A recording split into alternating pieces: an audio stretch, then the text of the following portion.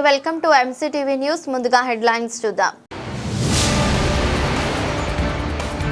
మదనపల్లి అయ్యప్ప స్వామి ఆలయంలో ఘనంగా ఆరాట్ మహోత్సవం పెద్ద సంఖ్యలో పాల్గొన్న అయ్యప్ప స్వాములు భక్తులు అయ్యప్ప స్వామి శరణాలతో మారుమ్రోగిన ఆలయ ప్రాంగణం భారత రాజ్యాంగానికి ఆర్ఎస్ఎస్ బీజేపీ వల్లే ప్రమాదం మాజీ హైకోర్టు న్యాయమూర్తి జస్టిస్ చంద్రకుమార్ ఆందోళన సిపిఐ శత జయంతి ఉత్సవాలలో భాగంగా అన్నమయ్య జిల్లా సమితి ముగిసిన భారత రాజ్యాంగం పరిరక్షణ సదస్సు మదనపల్లి అయ్యప్ప స్వామి దేవస్థానంలో ఆరాట్ మహోత్సవం ఘనంగా జరిగింది. భక్తులు స్వామివారిని భజనలు కోలాటాల మధ్య పల్లెకులో తీసుకొచ్చి కోనేరులో చక్ర స్నానం చేపించి ఆ నీటిని భక్తులకు చల్లారు. కార్యక్రమంలో భక్తులు భారీగా తరలివచ్చారు. కార్యక్రమంలో తాత్కాలిక కమిటీ సభ్యులు మార్పులు సుధాకర్ నాయుడు, జర్మన్ రాజు, మహేష్, నాగరాజు, హేమంత్, మనోహర్, రమణరావు, అయ్యప్ప భక్తి బృందం సభ్యులు పాల్గొన్నారు.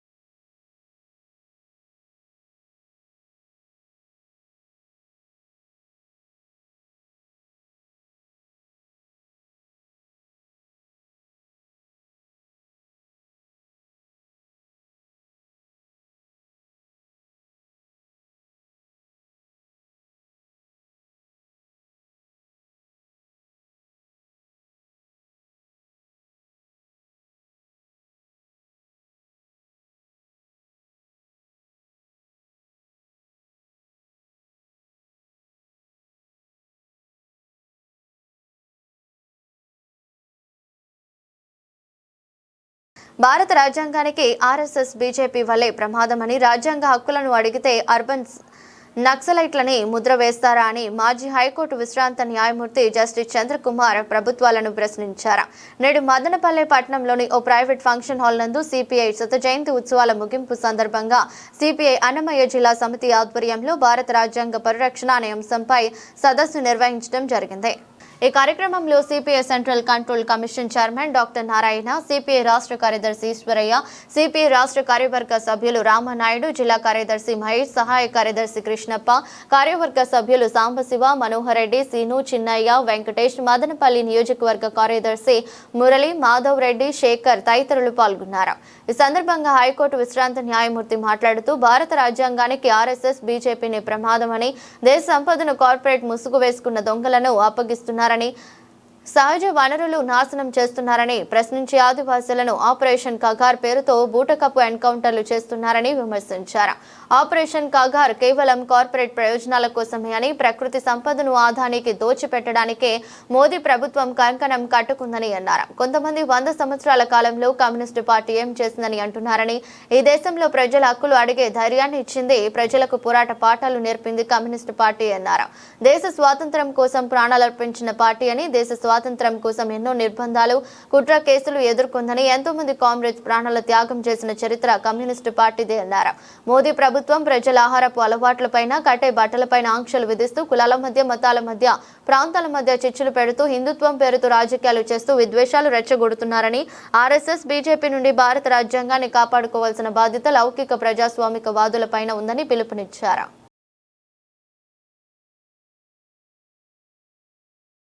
మరి ఆ రాజ్యాంగం ఏ విధంగా అమలు జరుగుతున్నది, అమలు జరగడం లేదా అనేక విషయాలను మనం మాట్లాడుకోవాల్సిన అవసరం ఉందని. ఆనాడున్నటువంటి దేశకాల పరిస్థితులు, ప్రపంచంలో ఉన్నటువంటి అనేక పరిస్థితులను దృష్టిలో ఉంచుకొని గత చరిత్రను, భారతదేశంలో జరిగినటువంటి ఒక వివక్షతను కావచ్చు, అసమానతలను కావచ్చు, అంటరానితనాన్ని, అనేక విషయాలను మనం ఎలా పరిష్కరించుకోవాలి అని ఆలోచించి మహామేధావి డాక్టర్ బాబాసాహెబ్ అంబేద్కర్ అధ్యక్షతన మనం రాజ్యాంగ రచనా కమిటీని ఏర్పాటు చేసుకున్నాం. ఎన్నో చర్చల తర్వాత మనం ఈ రాజ్యాంగాన్ని రూపొందించుకోవడం జరిగింది. రాజ్యాంగంలో అన్నిటికంటే ప్రధానమైనటువంటి ఒక అంశం మనం ఏం తీసుకున్నామంటే, ధనవంతులైనా పేదవాళ్ళైనా జాగీర్దారులైనా జమీందారులైనా కూలీలైనా కార్మికులైనా రైతులైనా అందరూ సమానమే. రైట్ టు ఈక్వాలిటీ ఆర్టికల్ 14 దాన్ని ప్రధానమైనటువంటి అంశంగా మనం తీసుకున్నాం. ఎందుకంటే భారతదేశంలో తీవ్రమైనటువంటి అసమానతలు, ఒక భూస్వామికి 100 ఎకరాల భూములు 1000 ఎకరాల భూములు, మరొక వైపు వెట్టి చాకిరి, ఒకవైపు బాగా డబ్బున్నటువంటి వాళ్ళు టాటాలు బిర్లాలు పెద్ద పెద్ద ఫ్యాక్టరీల యజమానులు, మరొక వైపు పుట్టగడవని రోజు కూలీలు. సో ఇలాంటి పరిస్థితుల్లో మనం ఓటు హక్కు ఎవరికి ఉండాలని కూడా పెద్ద చర్చ జరిగింది. ట్యాక్స్ కట్టే వాళ్ళకి ఓటు హక్కు ఉండాలని కొంతమంది మాట్లాడినారు. లేదు, బాగా చదువుకున్న వాళ్ళకి ఓటు హక్కు ఉండాలని కొంతమంది మాట్లాడినారు. లేదు, ఈ దేశంలో ఉండే ప్రతి పౌరుడికి ఓటు హక్కు ఉండాలా, మహిళలకు కూడా సమానమైన హక్కు ఉండాలా, అందరూ సమానమే అనేది ప్రధానమైనటువంటి నినాదంగా తీసుకొని మనం రాజ్యాంగాన్ని రూపొందించుకున్నాం.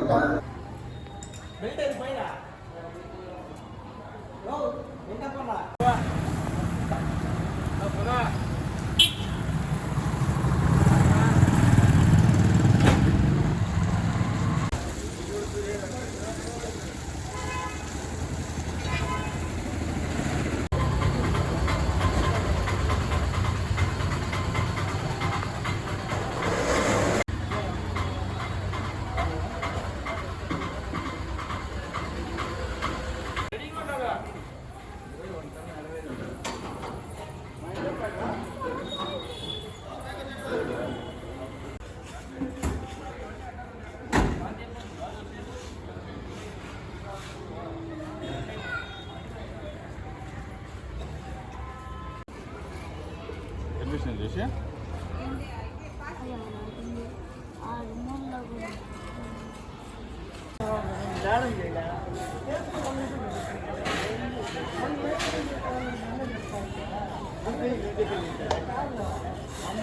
గోవింద గోవింద గోవింద వేడుకొండలవాడ వెంకటరమణ గోవింద గోవింద.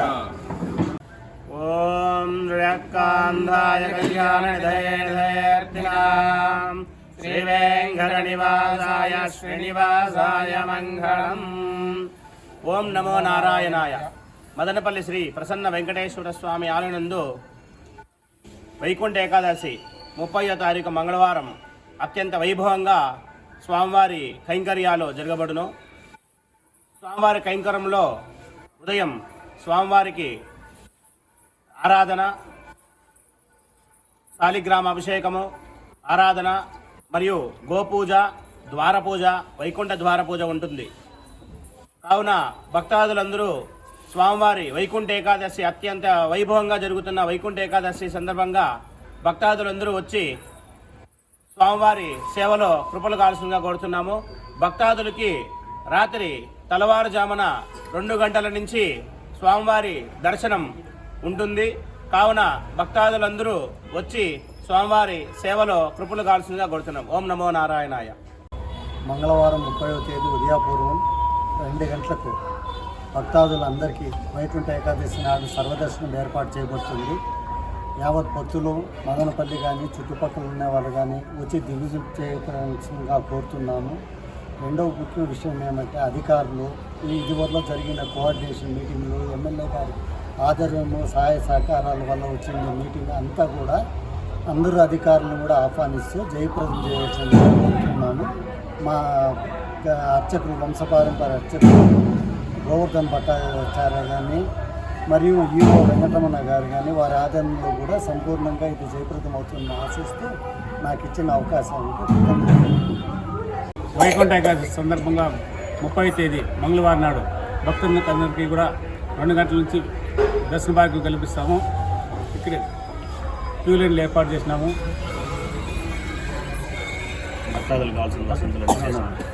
భక్తులకు కావాల్సిన వసతులన్నీ కూడా ఏర్పాటు చేసినాము. భక్తులందరూ కూడా స్వామివారి 2 గంటల నుంచి స్వామివారిని దర్శనం చేసుకోవాల్సింది కోరుతున్నాం. వెంకటేశాయ. ఈ నెల 30వ తేదీన వైకుంఠ ఏకాదశి సందర్భంగా శ్రీ ప్రసన్న వెంకటేశ్వర స్వామి ఆలయం నందు గౌరవ మదనపల్లి శాసనసభ్యులు శ్రీ ఎం షాజహాన్ బాషా గారు చైర్మన్గా నిర్వహించారు మా నవీన్ అన్న గారిని. వారి ఆధ్వర్యంలో మొట్టమొదటగా శ్రీ వైకుంఠ ఏకాదశి వేడుకలు జరగబోతున్నాయి. పెద్ద ఎత్తున ప్రజలందరూ వచ్చి ఉచిత దర్శనం మరియు సర్వదర్శనం 2 ఉంటాయి. దయచేసి అందరూ ఏర్పాట్లలో పాల్గొని ప్రతి ఒక్కరు దేవదేవుని దర్శించుకోవాల్సిందిగా కోరడం.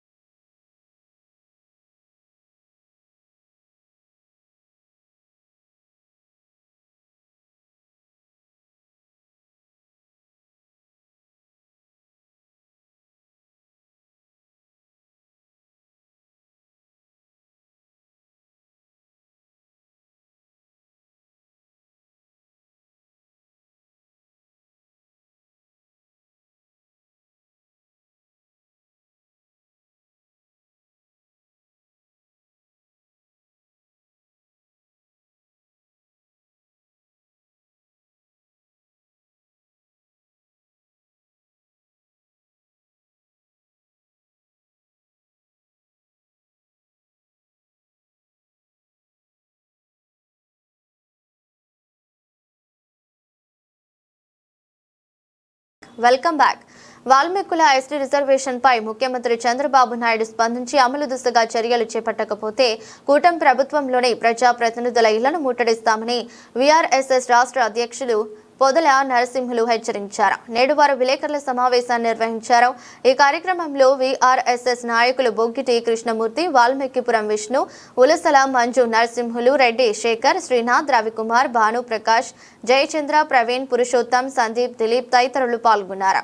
ఈ సందర్భంగా మాట్లాడుతూ గతంలో వాల్మీకి కులస్తులకు సంబంధించి అసెంబ్లీలో చేపట్టిన తీర్మానాన్ని కేంద్రంలోని బీజేపీ ప్రభుత్వంతో సంప్రదించి అమలయ్యేలా చర్యలు తీసుకోవాలని డిమాండ్ చేశారు.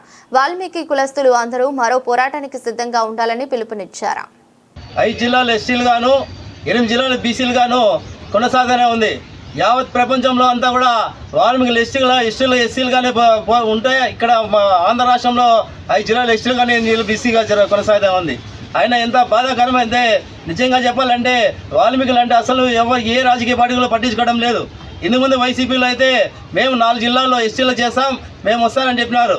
కానీ వాళ్ళు కూడా ఒక 4 జిల్లాలు చేసి వాళ్ళు చేయకుండా పోయారు. ఇంతవరకు కూడా లోకేష్ గారు పాదయాత్రలు అయితే వాల్మీకుల్ని ఎస్టీ పునరుద్ధరణ మేము వస్తానే రాగానే మేము చేస్తామని చెప్పి ఇంతవరకు 1.5 సంవత్సరం అయితే కూడా ఇంతవరకు వాల్మీకి గురించి పట్టించుకోవడం నాదులే లేకుండా పోతా ఉంది. అదేవిధంగా చంద్రబాబు నాయుడు గారు అయితే వాల్మీకుల్ని వాళ్ళ సతగతులు నాకు తెలుసు, కర్ణాటకలో ఏ విధంగా ఉందో, తమిళనాడు ఏ విధంగా ఉందో, మేము ఎస్టీ పునరుద్ధరణ చేస్తామని చెప్పి హామీ ఇవ్వడం జరిగింది. ఇంతవరకు కూడా వాల్మీకుల పేరు ఎత్తడం లేదు. అసెంబ్లీలో అసెంబ్లీలో జరుగుతున్నా కూడా ఇంతవరకు వాల్మీకుల గురించి ఏది కానీ వాల్మీకుల గురించి మాట్లాడడం లేదు. అదేవిధంగా పార్లమెంట్లో మోదీ గారు అయితే కర్నూలులో వచ్చి వాల్మీకుల్ని వీళ్ళు రామభక్తులు కదా, వాల్మీకుల్ని ఎస్టీ చేస్తామని చెప్పి ఆ రోజు మాట ఇవ్వడం జరిగింది. ఇంతవరకు అది కూడా లేకుండా పోతా ఉంది. కాబట్టి ఏ రాజకీయ పార్టీలు నమ్మే పరిస్థితి లేదు ఇంకా. ఎందుకంటే ఇప్పుడు రాబోయే సంక్రాంతి దినంన అయిపోతానట్లే దాదాపు ప్రతి ఒక్క నియోజకవర్గంలో ఉండే ఎమ్మెల్యేలందరూ కూడా మేము వాల్మీకి రిజర్వేషన్ సాధన తరఫున ముట్టడిస్తామని చెప్పి ఈ సమాజం తెలియజేస్తున్నాం. అదేవిధంగా ఇచ్చిన మాట నిలబెట్టుకోండి. లేని పక్షంలో వైసీపీకి ప్రభుత్వానికి ఏ విధంగా గతి పట్టిందో మీకు కూడా పట్టకుండా చూడాలని చెప్పి ఈ సమావేశం తెలియజేస్తున్నాం. అదేవిధంగా ఖచ్చితంగా సంక్రాంతి లోపల మీరు ఏదైనా మాకు హామీలు ఇస్తే బాగుంటుందని చెప్పి తెలియజేస్తున్నాం. లేని పక్షంలో ఉద్యమాలు ఉధృతం చేస్తామని తెలియజేస్తున్నాం. ద్రౌపది ముర్ము దగ్గర సైన్ చేపించి గెజిట్ నోటిఫికేషన్ విడుదల చేసే విధంగా ప్రభుత్వం పావులు కదపాల. లేని పక్షంలో మదనపల్లిని ఇంకా వాల్మీకి సంఘాలు అందరూ కలిసి కూడా ఈ యొక్క ఉద్యమాన్ని ఉధృతంగా రాష్ట్ర వ్యాప్తంగా చేస్తామని చెప్పి ప్రభుత్వానికి తెలియజేస్తున్నాము. ఇప్పటికైనా మించిపోయింది ఏం లేదు. తెలుగుదేశం పార్టీ అధినేత నారా చంద్రబాబు నాయుడు గారు, లోకేష్ గారు, అలాగే జనసేన అధినేత పవన్ కళ్యాణ్ గారు కూడా మేము విన్నవించుకుంటున్నాము. తక్షణమే మా యొక్క వాల్మీకి ఎస్టీ జాబితాను ఈ యొక్క రాష్ట్రం ఇంకా కేంద్రంలో మా యొక్క ఫైలును రిజర్వేషన్ను ఆమోదం పొందే విధంగా మీరు చర్యలు తీసుకోవాలని, ఎందుకంటే ఇప్పుడు పోయిన ఎలక్షన్సే కాకుండా గతంలో కూడా మీరు మాకు హామీ ఇచ్చారు, మేము చేస్తామని చెప్పి మీరు ఒక ఫైల్ తయారు చేసి కేంద్రానికి పంపించి దాన్ని పూర్తి చేయకుండా మధ్యలోనే ఆపే ఉండారు. కాబట్టి ఇప్పటికైనా మించిపోయిన అంశం ఏమీ కాదది. మనకి నరేంద్ర మోడీ గారి ప్రభుత్వము మన చంద్రబాబు నాయుడు గారికి, పవన్ కళ్యాణ్ గారికి అనుకూలంగా ఉన్నారు. కాబట్టి దానిని మీరు పూర్తి చేస్తే వాల్మీకులందరూ కూడా ఈ యొక్క కూటమి ప్రభుత్వానికి అనుకూలంగా ఉంటారు రానున్న రోజుల్లో. లేని పక్షంలో వాల్మీకులందరూ కూడా వ్యతిరేకంగా పనిచేసేందుకు అవకాశం ఉంటుంది. కాబట్టి తక్షణం మీరు మా యొక్క సమస్యను పూర్తి చేయాలని చెప్పి మనవి చేసుకుంటున్నాను. మదనపల్లి ప్రెస్ క్లబ్ ఆధ్వర్యంలో జనవరి 1వ తేదీని పురస్కరించుకుని నేడు క్రికెట్ మ్యాచ్ జరిగింది. ప్రింట్ మరియు ఎలక్ట్రానిక్ మీడియా మధ్య జరిగిన ఈ మ్యాచ్లో మొదటగా ఎలక్ట్రానిక్ మీడియా బృందం గెలుపొందగా రెండవ మ్యాచ్లో ప్రింట్ మీడియా జట్టు విజయం సాధించింది. శనివారం మదనపల్లి యూనియన్ క్లబ్ నందు షటిల్ టోర్నమెంట్ జరిగింది. డబుల్స్ మరియు సింగిల్స్ నందు జరిగిన ఈ పోటీలో డబుల్స్ నందు గోపి విజయ్, సింగిల్స్ నందు గోపి విజయం సాధించారు.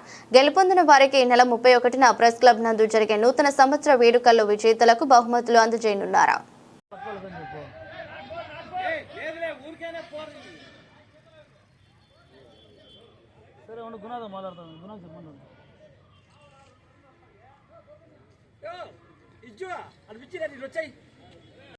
నేను మాత్రమా శ్రీధరన్న బ్యాట్ ఇస్తే మాత్రం ముట్టుకొని ఎంతసేపు నేను ఆడుకుని దరిద్రం ఆడుకొని మటన్ పాలు చేసా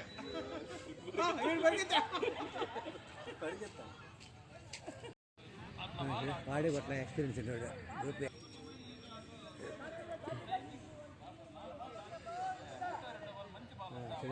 గేట్ పట్ల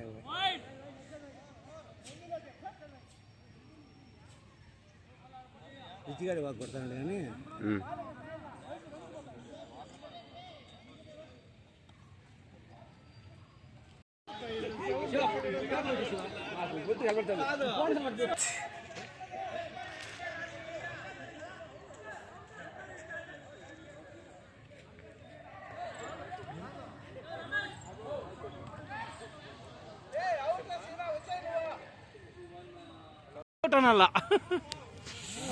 గేమే ఆయన అట్లా నిలబడినాడు సమయ పంపిస్తే కదా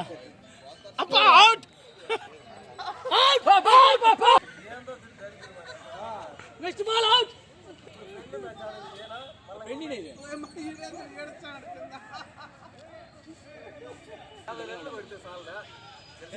మీరే చెప్పండి అవుట్ అవుట్ అని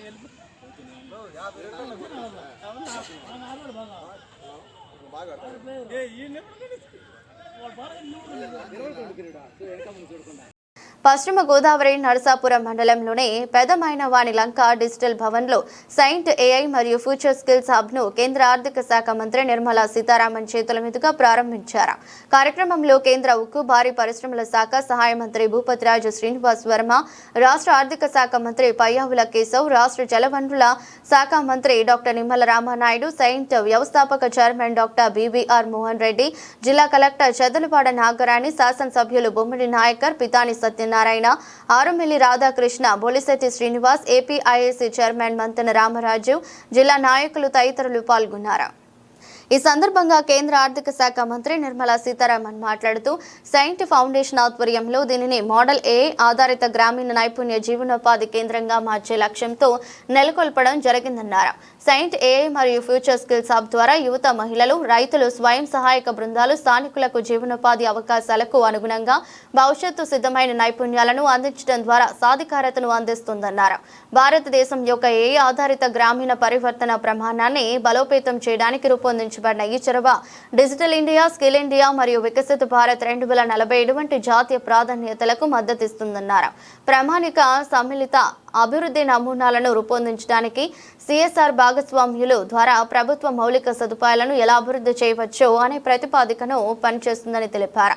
ఈ కేంద్రంలో AI ఆధారిత వ్యవస్థలు మరియు స్మార్ట్ తరగతి గదులు, 40 సిస్టమ్ కంప్యూటర్ ల్యాబ్, డ్రోన్ శిక్షణ పరికరాలు, హై స్పీడ్ కనెక్టివిటీ, లైసెన్స్డ్ పొందిన మరియు ఓపెన్ సోర్స్ AI సాధనాలు మరియు నిర్మాణాత్మక శిక్షణ, డెలివరీ, రియల్ టైమ్ ట్రాకింగ్ మరియు ఫలిత కొలతలను ప్రారంభించే కేంద్రీకృత అభ్యాస నిర్వహణ వ్యవస్థ ఏర్పాటు చేయడం జరిగిందన్నారు.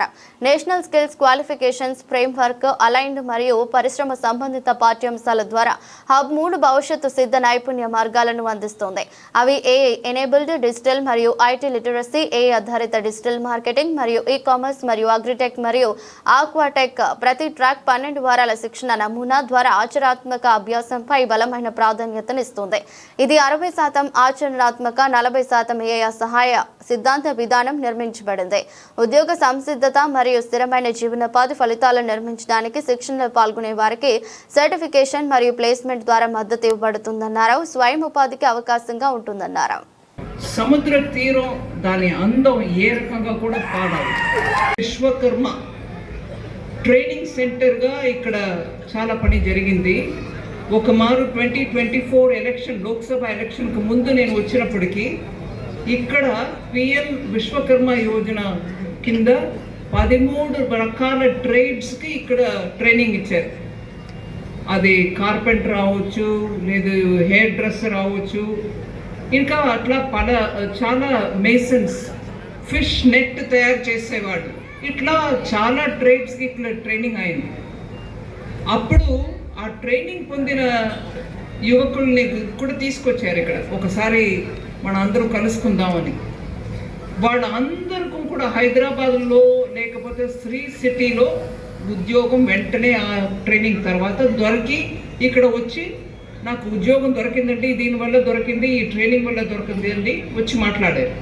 ఇప్పుడు మన గ్రామానికి దొరికింది ఏంటంటే ఆల్ ఇండియాలో ప్రతి డిస్ట్రిక్ట్లో కూడా PM విశ్వకర్మ ట్రైనింగ్ దొరికింది. అన్ని 700 డిస్ట్రిక్ట్స్ పైన ఉన్నాయి భారతదేశంలో. ప్రతి డిస్ట్రిక్ట్లో కూడా ఈ ట్రైనింగ్ పెట్టారు. కేంద్ర మంత్రి నిర్మలా సీతారామన్ పశ్చిమ గోదావరి జిల్లా నరసాపురం మండలం PM లంక గ్రామంలో పర్యటించారు. గ్రామానికి విచ్చేసిన కేంద్ర మంత్రికి కేంద్ర సహాయ మంత్రి శ్రీనివాస్ వర్మ, రాష్ట్ర మంత్రులు పయ్యావుల కేశవ్, నిమ్మల రామానాయుడు, ప్రభుత్వ విప్ బొమ్మిడి నాయకర్, రాష్ట్ర BJP అధ్యక్షులు మాధవ్, ఆచంట ఎమ్మెల్యే పితానిలు స్వాగతం పలికారు. అనంతరం కేంద్ర మంత్రి గ్రామంలో 25 లక్షలతో నిర్మించిన స్కూల్ భవనాన్ని ప్రారంభించారు. అక్కడి నుంచి డిజిటల్ భవనానికి చేరుకుని ప్రధానమంత్రి మోదీ నిర్వహిస్తున్న మన్ కీ బాత్ కార్యక్రమంలో పాల్గొన్నారు. 10 ఏళ్ల క్రితం గ్రామాన్ని దత్తత తీసుకుని సుమారు 30 కోట్ల అభివృద్ధి పనులు చేపట్టామన్నారు.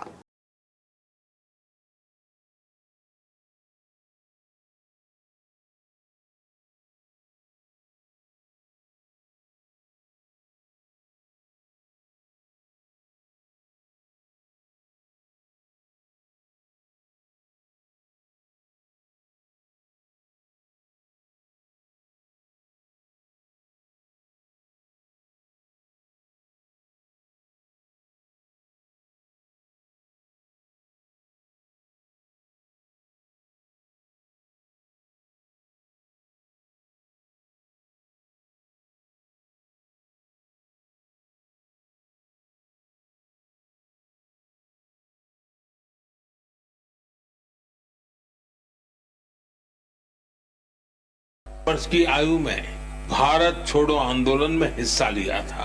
पार्वती गिरि जी ने अपना जीवन समाज सेवा और जन अपनी विरासत को नभाता है। आज मैं एक ऐसे मुद्दे पर बात करना चाहता हूं जो हम सभी के लिए चिंता का विषय बन, सभी के लिए यह बहुत ही चिंताजनक है। रिपोर्ट के मुताबिक के लिए की जरूरत है। ये आदत की आर्थिक प्रगति का भी बड़ा माध्यम बन रही है। आंध्र प्रदेश के नारसापुरम जिले की लेस क्राफ्ट की चर्चा अब पूरे देश में बढ़ रही है। ये लेस क्राफ्ट कई पीढ़ियों से महिलाओं के हाथों में रही है। बहुत धैर्य और बारीकी के साथ देश की नारी शक्ति ने इसका संरक्षण किया है। आज इस వార్తలు ముగించే ముందు మరోసారి హెడ్లైన్స్. మదనపల్లి అయ్యప్ప స్వామి ఆలయంలో ఘనంగా ఆరాట్ మహోత్సవం. పెద్ద సంఖ్యలో పాల్గొన్న అయ్యప్ప స్వాములు భక్తులు అయ్యప్ప స్వామి శరణాలతో మారుమ్రోగిన ఆలయ ప్రాంగణం. భారత రాజ్యాంగానికి ఆర్ఎస్ఎస్ బీజేపీ వల్లే ప్రమాదం. మాజీ హైకోర్టు న్యాయమూర్తి జస్టిస్ చంద్రకుమార్ ఆందోళన. సిపిఐ శత జయంతి ఉత్సవాలలో భాగంగా అన్నమయ్య జిల్లా సమితి ముగిసిన భారత రాజ్యాంగం పరిరక్షణ సదస్సు. ఇది బులెటిన్. మరో బులెటిన్లో మళ్ళీ కలుద్దాం. అంతవరకు సెలవు. నమస్కారం.